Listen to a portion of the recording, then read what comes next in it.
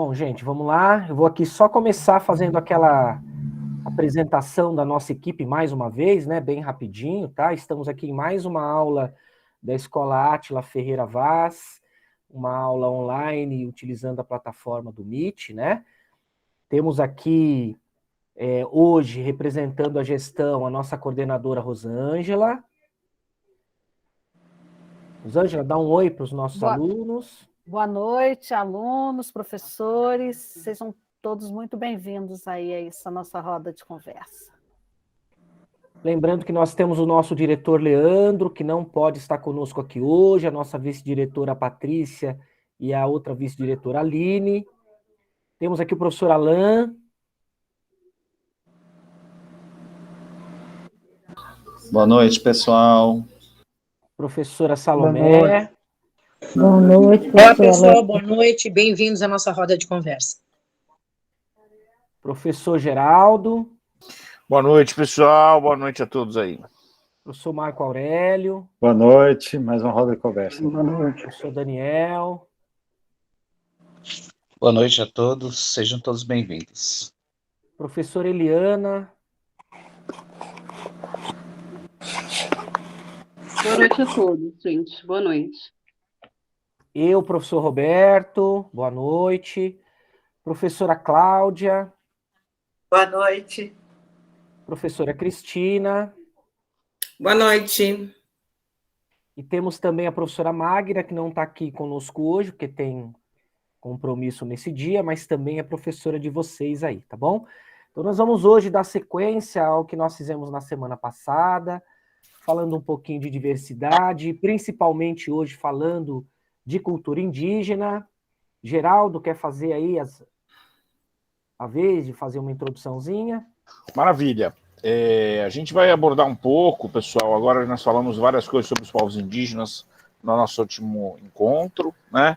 Tanto falamos sobre a questão da diversidade, quanto falamos desse contingente populacional que forma aí parte importante da nossa cultura, né, da nossa formação étnica e tal, os donos originais dessa terra, né? E a gente hoje vai abordar também um pouco da questão histórica, né? O processo, como se deram as relações entre os indígenas e os europeus que invadiram, conquistaram esse território, né? Esse longo processo, um processo marcado por, claro, interação, né? Por convívio, por influências culturais mútuas, mas também por violência, né? Também por exploração. Então a gente vai percorrer um pouco, de maneira breve, né? Esse processo histórico, com suas diferentes características. Para isso, a gente vai assistir também um breve programa documental, vai ter a contribuição de várias pessoas importantes, vários indígenas, né, que vão falar um pouco sobre esse contexto. A gente vai trazer aí uma série de informações, uma série de questões que vão do início do processo de colonização aos dias atuais, né, abordando aí muitas questões importantes quando a gente pensa, e é sempre o nosso objetivo maior nessas propostas, né, da Prefeitura de Diadema e de nós que formamos a equipe da Escola Átila. Nosso grande objetivo é contribuir para que a gente tenha uma compreensão a mais ampla possível e também reflexiva sobre a nossa sociedade, como ela está constituída, né? Quais são as grandes questões importantes para que essa sociedade possa viver de maneira mais justa, né? E dentro desse contexto é extremamente importante que a gente entenda como é que a gente chegou até aqui, né? Como é que nós chegamos nessa realidade aqui de 2021. E falar dos povos indígenas é falar das nossas origens mais antigas, mais remotas, né? De como esse território ele estava organizado quando os portugueses chegaram, como é que ficou, como esse processo, como ele é hoje, né? Como essas relações acontecem hoje. Então a gente teve um primeiro momento na semana passada, né? A gente vai ter agora um segundo momento em que a gente vai assistir esse documentário, né? Conversar um pouco sobre ele, sobre as coisas que ele traz, e a gente vai ter também uma reunião com um indígena, né, Roberto? Na próxima quinta-feira, falando um pouco sobre a realidade dele, do seu povo, falando um pouco sobre esse contexto, que é super atual sobre os mais variados aspectos, inclusive nos noticiários hoje em dia, né? As grandes questões, a grande discussão que está acontecendo no Supremo Tribunal Federal sobre a questão da demarcação das terras indígenas, né, do bendito marco temporal, super complexo e tudo, e ele está envolvido nessas questões também, então vai ser uma contribuição bastante importante sobre isso aí para a gente, né, para todos nós, ok? Antes da gente continuar, também tem um aviso em termos operacionais aí bastante importante que a gente quer dar para vocês. Vocês vão receber essas notícias de maneira melhor nos grupos, nos comunicados, mas só para adiantando, a gente pretende no final desse mês fazer uma avaliação bimestral, né? Além das atividades que a gente tem feito, vocês vão ser avisados, né? A gente está querendo fazer isso de uma maneira em que vocês possam ir até a escola fazer essa avaliação, uma avaliação breve, simples, ninguém quer ferrar a vida de ninguém quer reprovar nenhum aluno, né, pessoal?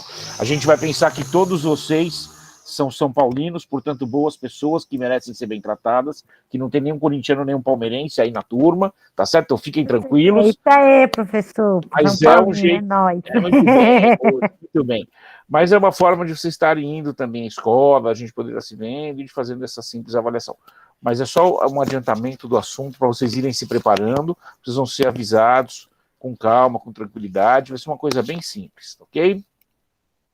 Então, nós vamos, eu não sei se alguém quer complementar alguma coisa, eu acho que talvez... Só quero reforçar só, né, que se der tudo certo, como o professor Geraldo falou, na semana que vem nós teremos esse convidado, que é o Gibran, ele é indígena da etnia Xoclen, e virá aqui para conversar conosco, né, professores e alunos, para falar um pouco da realidade dele, das lutas, da trajetória dele, enfim, tá bom? Então, já se preparem aí.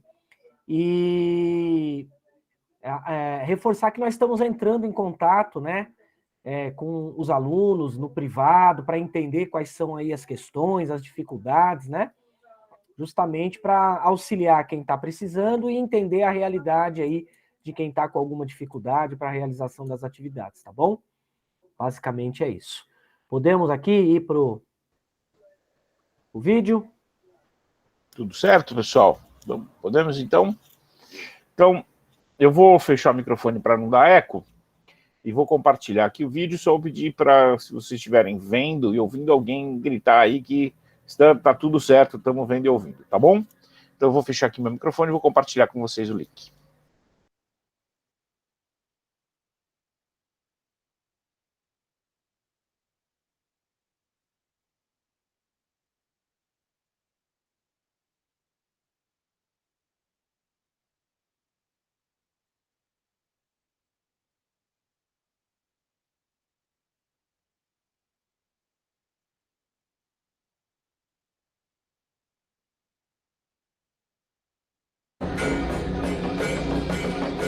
Ok, Jorge.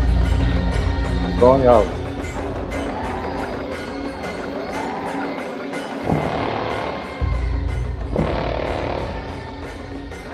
Tinha gente aqui com história, alguns desses povos com história de 2.000 anos. Os Guarani, hoje se atesta que tinham 4.000 anos, digamos assim, de compreensão de si como povos, e que se relacionava com os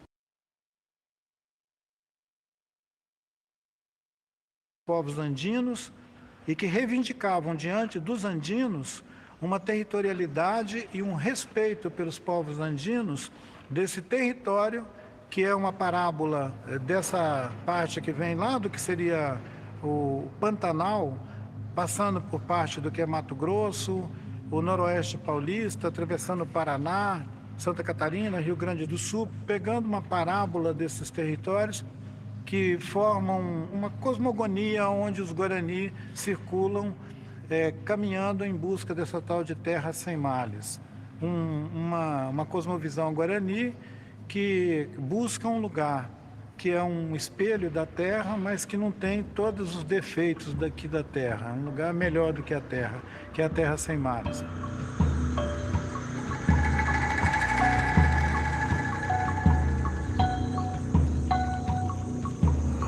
Hoje, a gente, por exemplo, vai olhar em áreas que são de terra firme, quer dizer, longe dos grandes rios, e você encontra também um monte de evidências de populações lá ocupando. Quer dizer, qualquer lugar na Amazônia que você cave um buraco, você encontra evidências de populações indígenas do passado. Ao longo do Rio Amazonas existiram sociedades complexas, sociedades que eram estratificadas, tinha exércitos, tinha camada de sacerdotes, etc. Mas o que se pode dizer é que essa população não era de nenhuma maneira homogênea. Ela era bastante diferenciada. Você tinha gente com digamos assim, com elaboração de processos construtivos de uma identidade, de uma cultura de 2.000 anos, de 3.000 anos. Mas você tinha povos também que circulavam e que podiam ter vindo dos Andes nos últimos 200, 300 anos.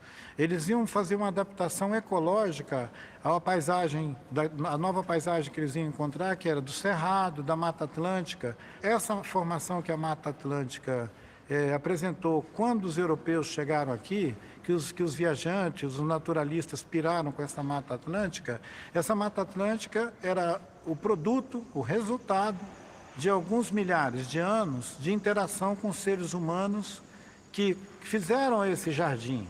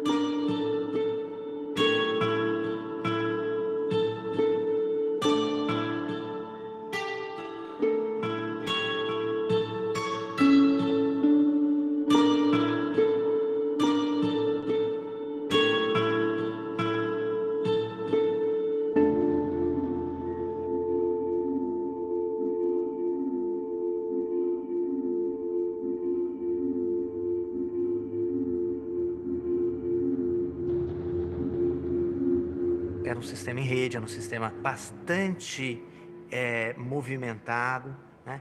E é seria uma espécie de mundo, assim, um mundo que poderia parecer assim, com o mundo europeu sem a sua Roma, né? No sentido que você não tinha uma capital, um lugar que centralizava, em que todas as estradas, né, vão dar em Roma. Você tinha, mas elas estavam conectadas. O que a gente encontra de estradas, o que a gente encontra hoje de geoglifos, o que a gente encontra de canais, a gente encontra, esse pessoal estava ocupando esse espaço, esse pessoal estava circulando, esse pessoal estava em contato.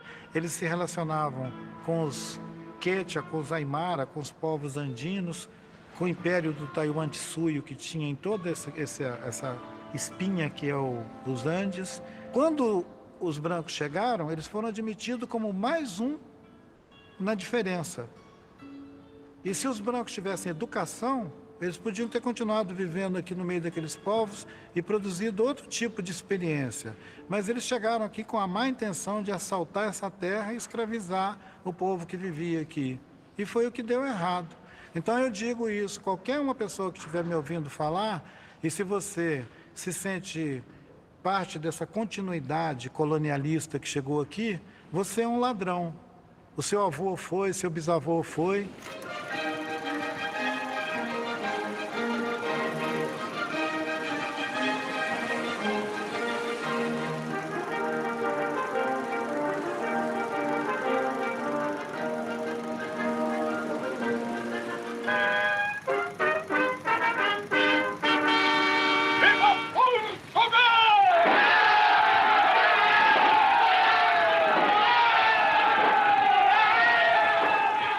Quando o Humberto Mauro filmou a descoberta do Brasil, aquilo lá era o que os brancos, filhos dos portugueses, pensam que foi a descoberta do Brasil.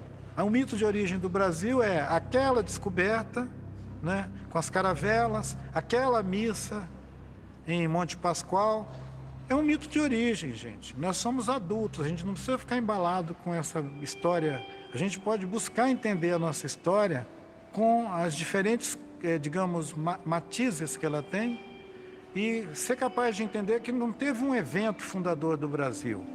Quando os europeus chegaram aqui, eles podiam ter todos morridos de inanição, escorbuto ou qualquer uma outra pereba nesse litoral, se essa gente não tivesse acolhido eles, ensinado eles a andar aqui e dado comida para eles, porque os caras não sabiam nem pegar um caju. Eles não sabiam, aliás, que caju era uma comida. E eles chegaram aqui famélicos, doentes, e o Darcy Ribeiro diz que eles fediam.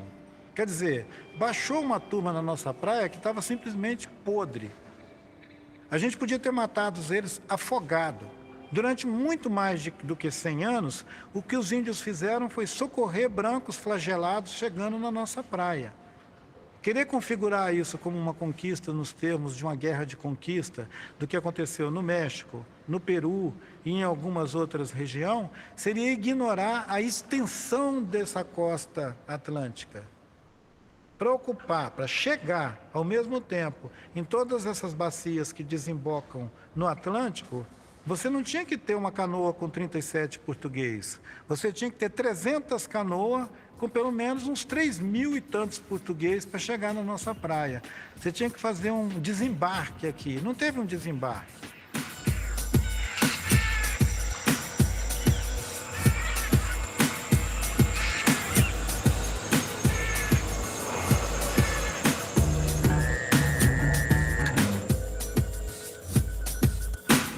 Os primeiros registros dos contatos, há um desejo de estabelecer trocas, há um desejo de encontrar mercadorias, metal, ouro, e logo isso não se realiza, então é o pau-brasil, são papagaios, são macacos, mas não só. Já os portugueses também capturam escravos. Então, são trocas, mas já são trocas também, eu acho, desde o início, marcadas por uma tensão de uma sociedade, que é a sociedade portuguesa, de comerciantes que estão nesses navios, da monarquia portuguesa, interessada já na conquista, na dominação, de impor o seu ponto de vista. Lévi-Strauss mostrou isso muito bem nos estudos dele, essa grande diferença de mentalidade entre os europeus e os povos americanos, os indígenas americanos. Ao contrário dos europeus, os indígenas muito abertos à alteridade, a incorporar o outro, a diversidade, né, como parte sempre integrante da sua visão de mundo.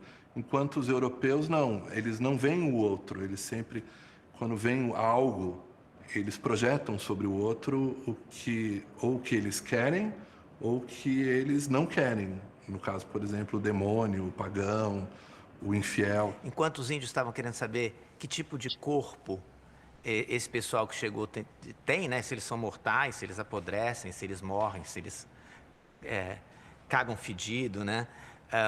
Os espanhóis estavam discutindo, os espanhóis, os portugueses estavam discutindo se esses caras tinham alma ou não, se podiam ou não ser escravizados, né? Então, nos enganaram de muitas formas, com agrados, com afagos, né?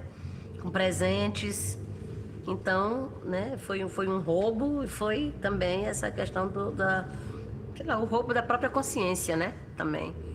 Porque acho que a gente, quando percebeu que não era, talvez metade das coisas já tinha ido. Né?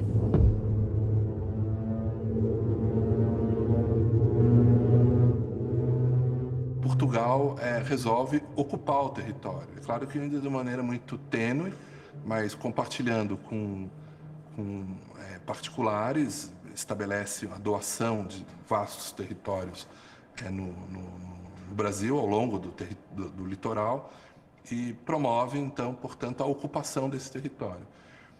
A ocupação significa a fixação de portugueses, a fixação de colonizadores, tendo em vista a implantação de um sistema produtivo. Produzir exige trabalhadores. Esses trabalhadores serão escravos. Se trata de implantar um sistema de produção do açúcar, capitania de Pernambuco, São Vicente, são as que inicialmente têm algum sucesso, já escravizando indígenas. Quer dizer, quem vai trabalhar são escravos que vão ser capturados. Isso se dá é também na manipulação das guerras indígenas, entre os indígenas. Os portugueses logo percebem que o modo, a organização social tupinambá pressupõe a guerra. São sociedades guerreiras, são tribos que lutam entre si. Mas há uma dimensão ritual, há uma dimensão construtiva, digamos assim, nessas guerras. Os portugueses manipulam isso para utilizar alguns indígenas contra outros, algumas tribos contra outros, com o objetivo de conquistar escravos, conquistar esses trabalhadores.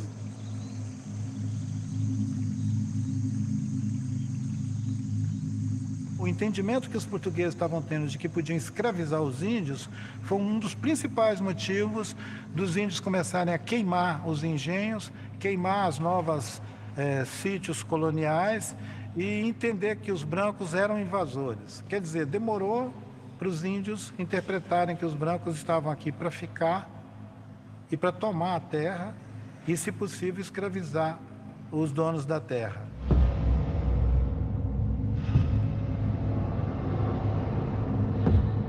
Os indígenas vão reagir. Eles vão reagir, isso temos aí um início de um conflito que é essencial da colonização. A história da colonização é a história da conquista contínua, da guerra contínua, para ocupar o território e dominar os povos. E isso tem um início lá nos anos de 1530 e vai percorrer toda a nossa história.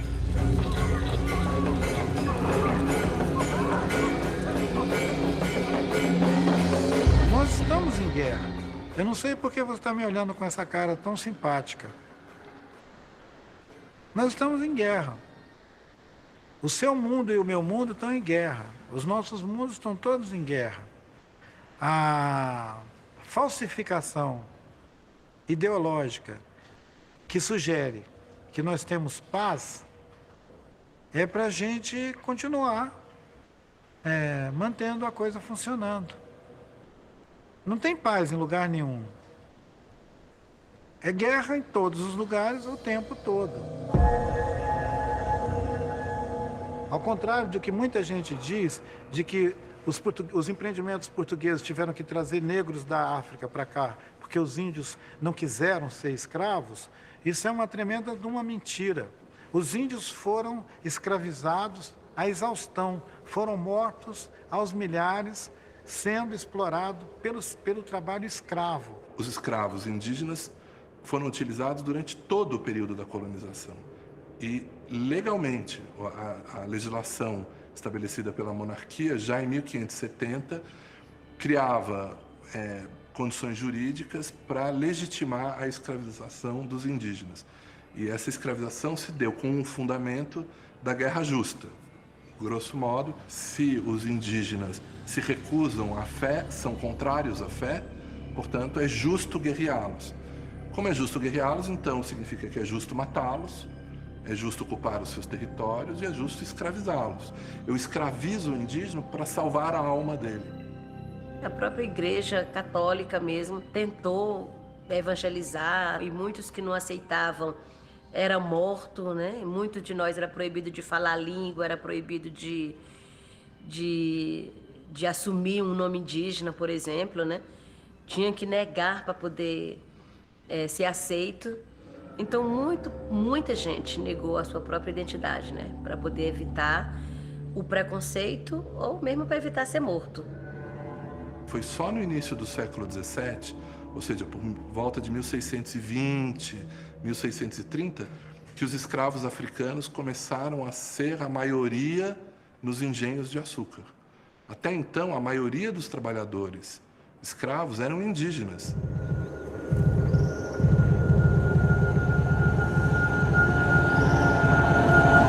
Os portugueses para o sertão, com gado, com essas fazendas, estão encontrando indígenas. São os mesmos indígenas, alguns que recuaram do litoral fugindo do contato e da guerra, ou indígenas que lá viviam há milhares de anos e que resistem. Bem, começam a pôr gado, uma fazenda de gado, os indígenas comem o gado. E isso é interpretado pelos portugueses, Os povos indígenas estão atacando as fazendas de gado, estão impedindo a expansão da nossa economia, impedindo, portanto, o avanço do Império Cristão.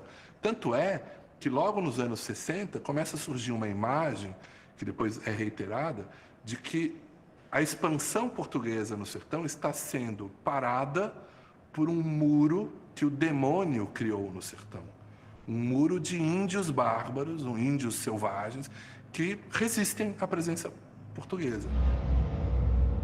Essa guerra se define como total, efetivamente, numa reunião que ocorre na Bahia, em 1669, e nessa mesa grande, como eles chamam, uma grande reunião, se estabelece que, então, a partir de agora, as guerras contra todos os índios do sertão são todas guerras justas, porque os índios do sertão são bárbaros que resistem à expansão da fé.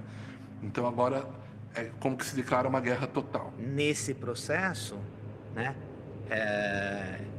a uma certa altura, você não tem mais volta. Né? E eu acho que o ponto de vista, assim, o momento que você não tem mais volta nisso, é o momento em que, de um lado, as epidemias estão graçando de maneira... Você imagina o seguinte, o Anchieta fala de 30 mil mortos indígenas, né, mortos por varíola no recôncavo baiano. Não dá nem para enterrar todo mundo. Né? Você tem que ter essa ideia que, de repente, o mundo começa a acabar. Todo mundo começa a morrer. Uma série de surtos de doenças enfraqueceram enormemente essa humanidade indígena que não estava preparada para isso. Quer dizer, a ideia de utilizar essa fragilidade biológica, essa ausência de anticorpos, e contaminar os indígenas e levar essas doenças a eles, isso está o tempo todo dado. Então, num certo sentido, há uma guerra biológica. O que se passou aqui durante o processo colonial se você colocar a demografia, como alguns estudos sugerem, na ordem de 80 milhões para as Américas, isso em 1500, 1492, você verá que o que desapareceu boa parte da humanidade em 100 anos. Né? Então, a gente normalmente não tem essa dimensão do fato. Talvez tenha sido, proporcionalmente na história da humanidade, um dos maiores holocaustos populacionais que a gente tem notícia. Os próprios portugueses vão ler essas guerras, promovidas na segunda metade do século XVII, e vão lamentar o fato de que foram guerras de extermínio. Dizendo, bem, no final nós conquistamos esses territórios, mas despovoamos esses territórios. Porque o extermínio dos grupos indígenas também nos deixou vastos territórios sem povos para ocupá-los. Com essa articulação entre contágio, matando por doença, né, e assalto aos lugares onde os índios viviam, a gente chegou ao século XX com uma política do Estado brasileiro, já na República, né, que era de parar de matar aqueles índios. E é o que o Marechal Rondon fez, né, quando ele criou o Serviço de Proteção ao Índio, que precisava de ter um contingente de nativos vivos para constituir a nacionalidade.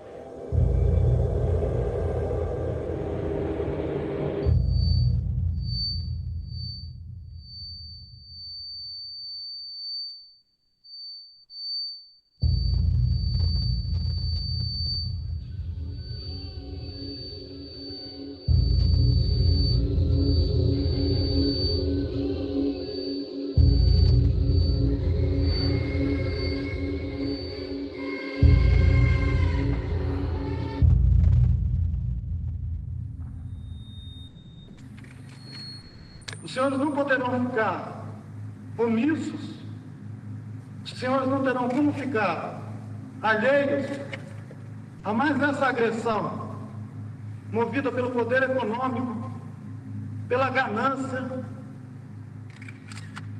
Um povo que habita casas cobertas de palha, que dorme em esteiras no chão, não deve ser identificado de jeito nenhum como um povo que é o inimigo dos interesses do Brasil inimigo com os interesses da nação e que coloca em risco qualquer desenvolvimento.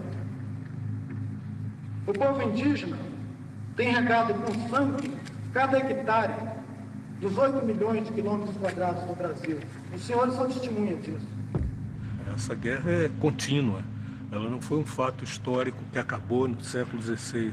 Ela fez parte de toda a expansão do Brasil por outras regiões, além da costa atlântica. Ela fez parte da entrada nos sertões de São Francisco, ela fez parte da entrada na Amazônia, ela fez parte depois da própria ação do Brasil na região fronteira do Chaco, né? Faz parte da guerra com o Paraguai também, ela integra esse episódio, ela faz parte da expansão cafeeira, da borracha, depois do cacau na Bahia, todos os grandes ciclos econômicos de desenvolvimento, os índios sempre foram atingidos pesadamente. Índios Yanomamis morreram em choque com garimpeiros. Nós estamos de frente de um múltiplo homicídio que eu não posso deixar de caracterizar como genocídio.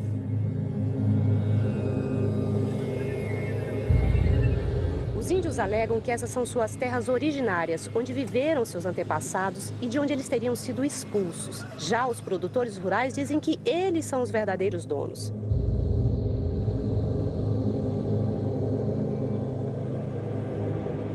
Essa proposta de emenda constitucional defendida pela bancada ruralista passa para o Congresso a decisão de demarcação de terras. O relatório também proíbe a ampliação de terras indígenas já demarcadas.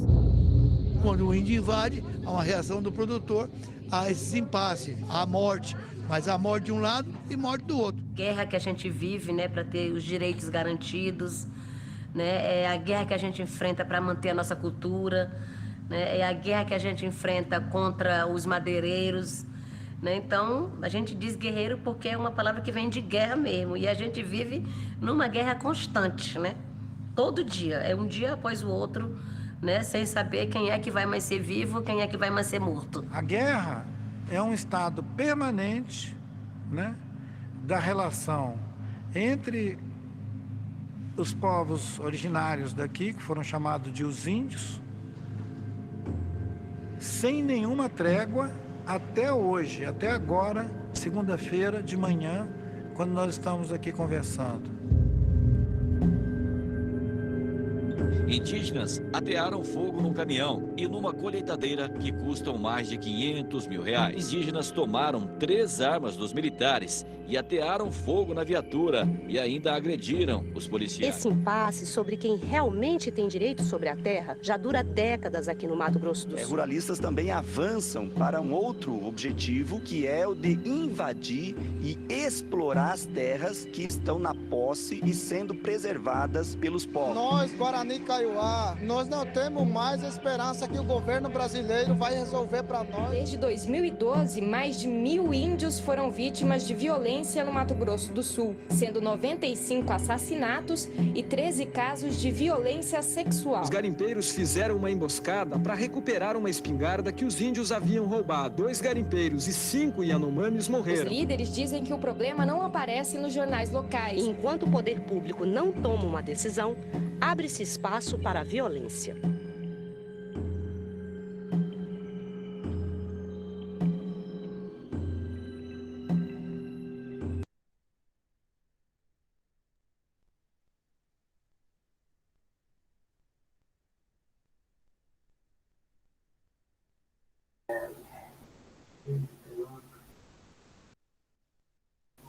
Fechado o áudio, Geraldo. Não, travou tudo aqui, mas acho que, gente, assim, o vídeo tem bastante informação, a gente sabe, né? Um vídeo de poucos minutos que percorre um longo processo, mas se a gente fosse pedir, assim, uma coisa que foi significativa, ou uma impressão que ficou para vocês de tudo que passou aí no vídeo, o que a gente poderia destacar aí sobre essa situação toda, alguma das coisas que algum dos entrevistados disse, alguma das situações, e que se poderia destacar aí? Lembrando que nós temos a mãozinha aí, tá? Para vocês apertarem, para a gente organizar as falas, tá bom? Isso, para quem quiser. Fiquem à vontade, viu? Tá falando.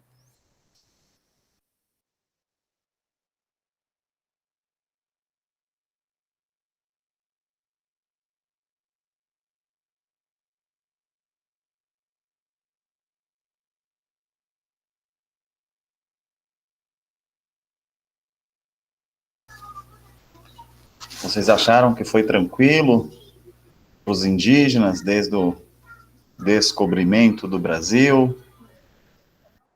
Talvez mais uma outra provocação, né? Normalmente é assim que vocês conhecem a história do Brasil, que vocês ouvem falar aí dessa relação com os povos originários?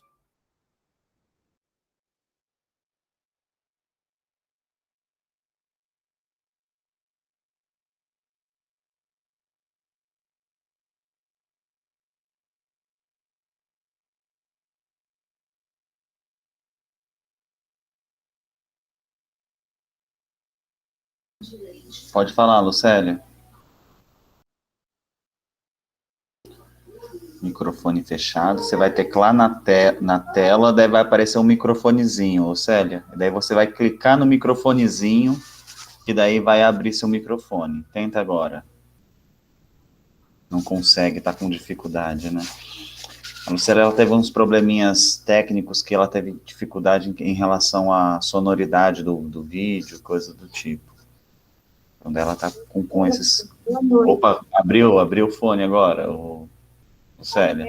Não ouvi, estava mudo e tive que ir lá fora. Meus filhos não estão em casa, tive que pedir ajuda a vizinhos para poder conseguir ligar. Aí eu não ouvi. De uma forma geral, Lucélia, passou diversos entrevistados aí, né,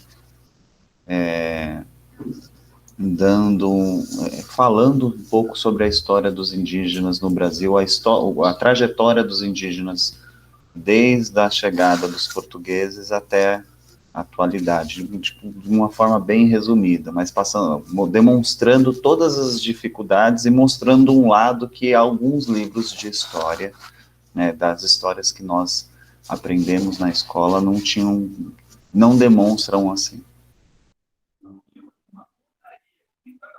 Certo.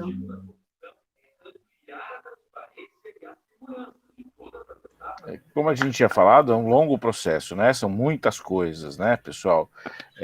Eu, desde a primeira vez, não que eu assisti o documentário, mas a primeira vez que eu ouvi a história dos objetos com arsênico que foram dados de presente para os índios Cintas-Largas, só porque as pessoas queriam matar toda a tribo para ficar com as terras deles, é uma coisa que me chocou demais, né?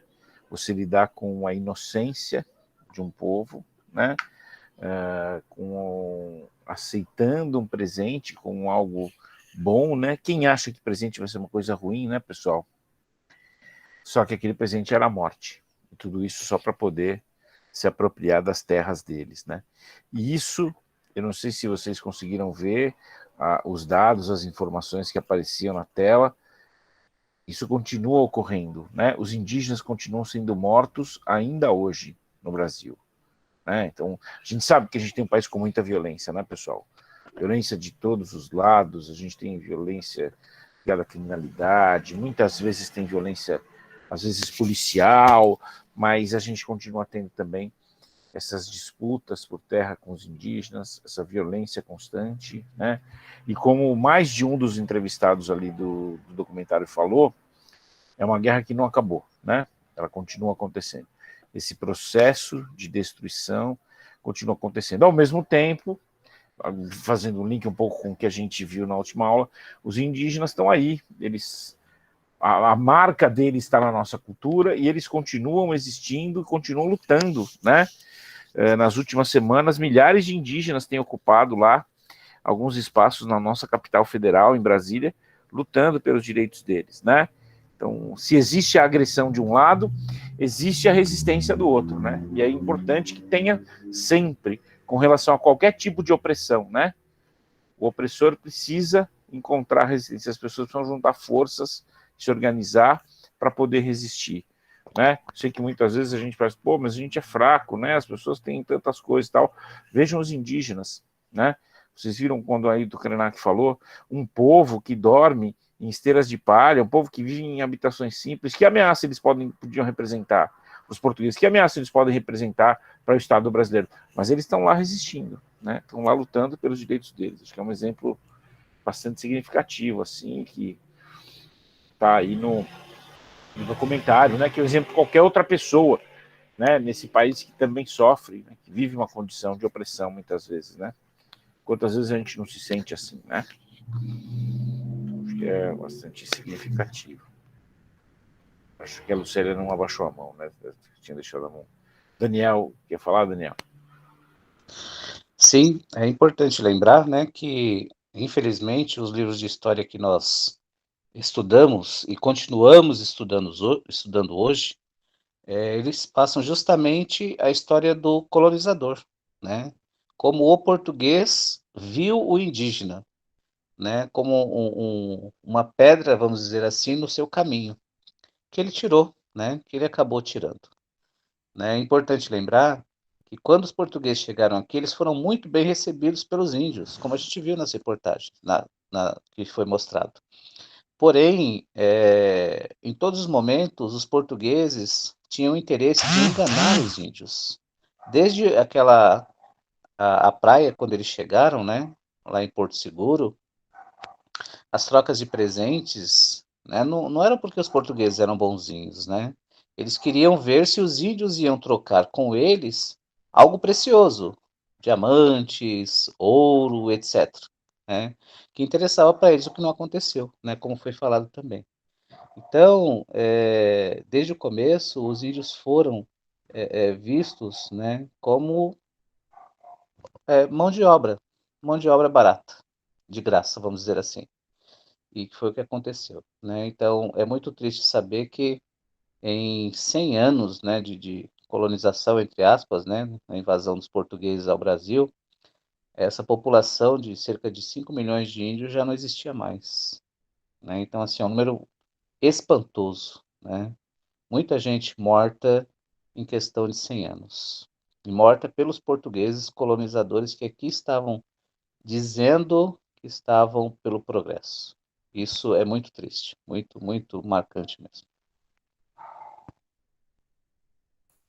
O Marco queria falar, né, também, Marco? Eu queria falar um pouco sobre isso, a relação que tem os indígenas, né, com a terra, né, com a natureza, e o que tem o homem branco, os colonizadores, já tem até hoje, né? Essa relação de exploração, de propriedade privada, coisa que os indígenas não tinham, não entendiam e não entendem muito isso até hoje, né? Porque eles viviam aqui, uma população imensa, como dá para ver, né?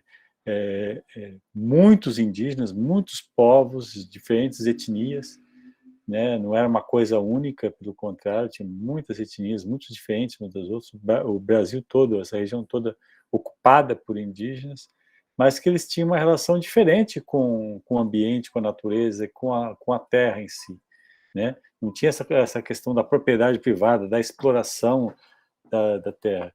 E os colonizadores, os invasores, chegaram com essa perspectiva de explorar, de saquear essa terra, né? Então começa com o pau-brasil, depois com a cana-de-açúcar, depois com ouro e as pedras preciosas, e até hoje com o agronegócio, né? Invadindo as terras, são invasores, expulsando os índios das suas terras para explorar essas terras e obter a mais-valia, obter o lucro. Então as guerras hoje são por essa propriedade, por isso que os índios são expulsos, por isso que os índios não conseguem demarcar suas terras. Essa luta pela demarcação das terras é uma luta pela preservação da cultura indígena e dos povos indígenas, e também para a preservação da natureza, né? E por isso que no Congresso essas demarcações têm sido barradas, porque esses invasores, esses latifundiários elegem uma grande quantidade de deputados, de senadores, que vão defender esses interesses, né? E os índios são sempre deixados para trás e massacrados e exterminados. Como vocês viram aí no documentário, né, massacres recentes, né? Não é, quando pensa em massacre, pensa em 1500, né? No início, que os portugueses chegaram com doenças, mataram, guerrearam, exterminaram os índios, não, né? De coisas de 20 anos atrás, de 30 anos atrás, sendo envenenados, e até hoje, né? Os índios que lutam para defender sua cultura, seu espaço territorial, são assassinados, né? Vocês veem as lideranças indígenas sendo assassinadas cotidianamente. Você viu ano passado, você viu esse ano. Por quê? Porque essas pessoas são uma barreira para a expansão do agronegócio, da pecuária, do garimpo ilegal, que é uma atividade totalmente devastadora para o meio ambiente, para a natureza. E a gente vê as consequências disso hoje, né? Das mudanças climáticas, da seca que a gente está passando, tá certo? Por causa da devastação das queimadas, da destruição da natureza. Então, esse documentário é bastante esclarecedor nesse sentido. E lembrando que esse documentário você encontra na Netflix, né? E no YouTube. Então, quem não conseguiu ver, quem quer ver em casa com a família, né? Dá para assistir pela internet, ou quem tem Netflix, procura lá que vai achar esse documentário. E dá para rever de maneira mais tranquila. É isso. E uma coisa importante, essa história ela foi construída assim até aqui, né? Mas cabe à nossa sociedade construir uma nova história daqui para frente, né? Como a gente estava falando lá originalmente da questão da diversidade, e um dos entrevistados colocou muito bem, quer dizer, os indígenas sempre foram e continuam sendo muito abertos à questão da diversidade, ao diferente, né? Eles usaram uma palavra meio pouco utilizada, né, pela gente, assim, no cotidiano, que é a alteridade, né? A ideia de aceitar o outro como ele é, o direito do outro existir como ele é, e tentar conviver com o outro com as diferenças que ele tem, né? E é uma coisa muito importante que os indígenas fizeram com relação aos portugueses, né? Que vieram para cá, que invadiram esse território, né?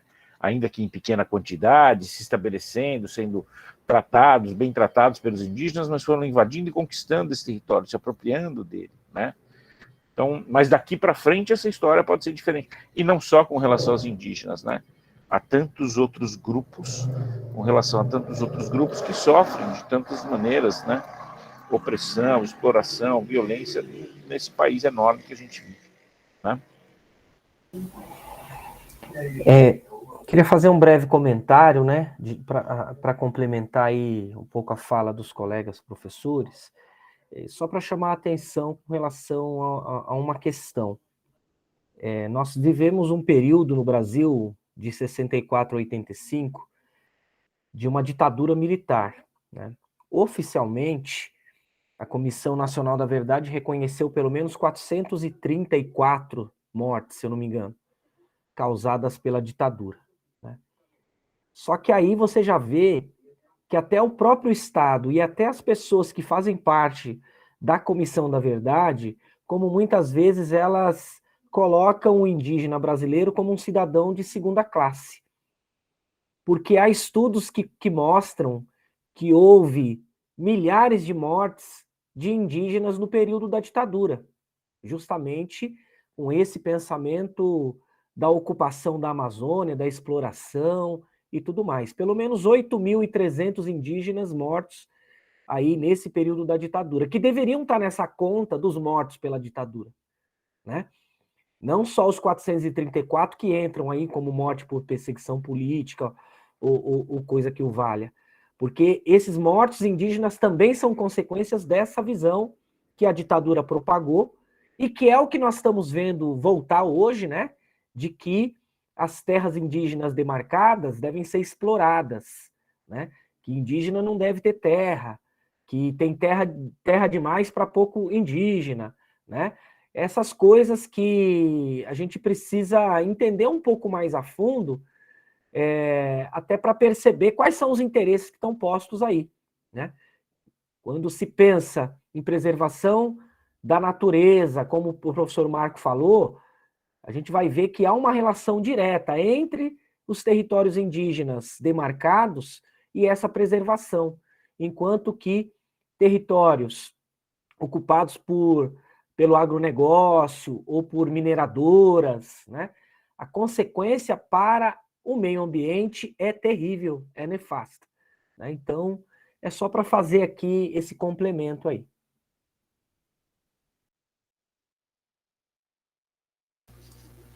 Beleza. Eu só queria fazer um comentário, né, que eu acho importante.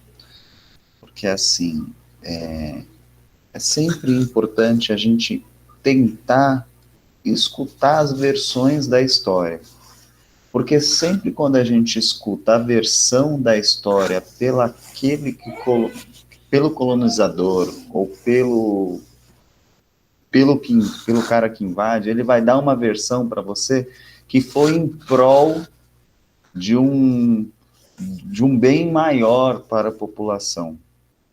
E aquele que é submetido à escravidão, e coisa do tipo, ele não tem o direito à história. Então, o movimento que nós estamos fazendo é procurar, né, tentar demonstrar para vocês o outro lado da moeda, a outra face, né, tipo, olha o que aconteceu, em prol do que foi feito tudo isso, e como que foi feito tudo isso. Então, a história por meio de fatos e com os dois lados, né, não só pelo colonizador que vai falar, olha, conseguimos muito dinheiro e coisas do tipo, mas também pelo lado dos indígenas que foram mortos, assim como os colegas falaram, e também pelo vídeo que nós escutamos.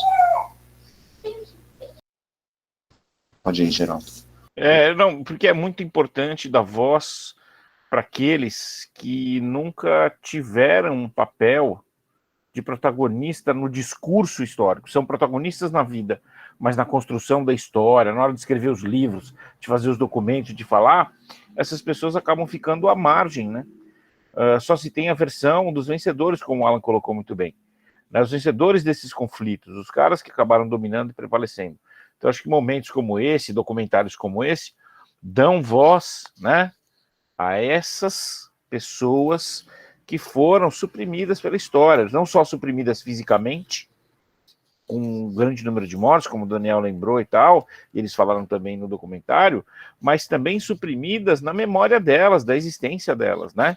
Aí fica só a visão do índio preguiçoso, do índio que ocupa a terra demais, mas que não faz nada de produtivo, como se eles fossem, né, invasores que estão ocupando algo que é útil para o povo. E a história é exatamente ao contrário, né? Essa terra era deles, da cultura deles, do jeito deles viverem. E tudo que foi construído depois foi construído às custas de um processo de tirar essas terras dessa população, né? De negar a essa população o seu jeito de viver, né? Imaginem se amanhã chegarem pessoas aqui e obrigarem vocês todos a andarem, sei lá, nus pelas ruas, né? A terem que sair das suas casas obrigatoriamente, a não comerem as coisas que vocês acham que podem ser boas e obrigarem vocês a fazerem, a falar em outra língua, né? Como é que a gente ia se sentir, pessoal? Né? É um pouco esse processo pelo qual eles passaram ao longo de séculos, né? E continuam passando. Ok? Eu não sei se mais alguém tem mais alguma coisa aí a destacar. Vamos colocar aí.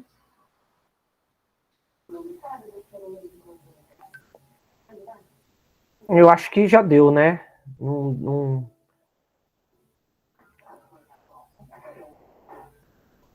Gente, agora é a última oportunidade aí para, se alguém quiser fazer uma intervenção, tá? Porque senão a gente vai encerrar, tá bom? Isso aí. Lembrando que quinta-feira que vem temos aí um convidado especial, beleza?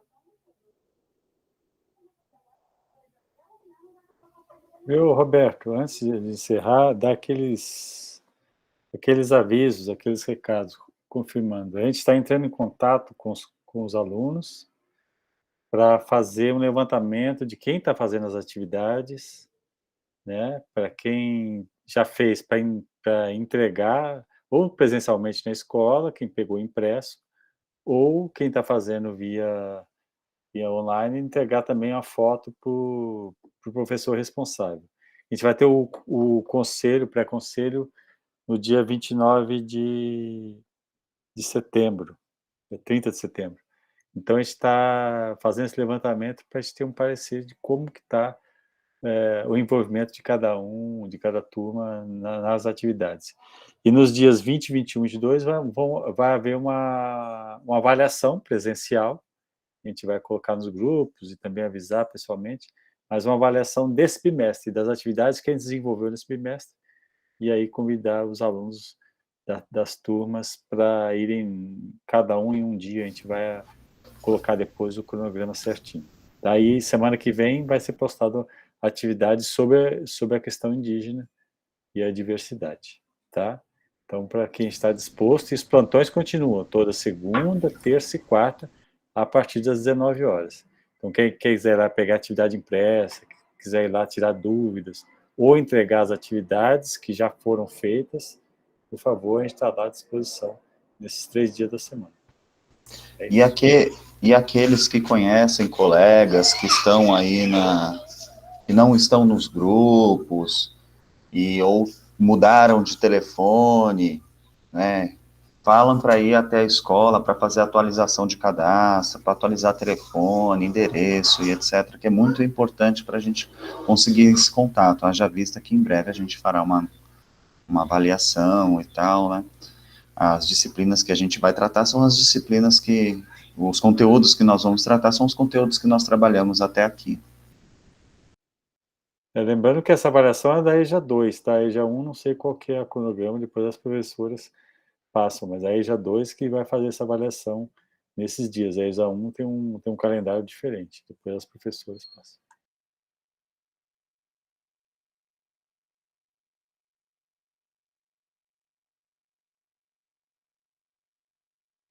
Beleza, é isso então, né, gente? Tá. Ok? É isso. Maravilha. Gente, maravilha. Boa noite aí a todos, todas. Obrigado. Boa noite. Parabéns a todos aqui que conseguiram participar. Boa noite a todos. Boa noite.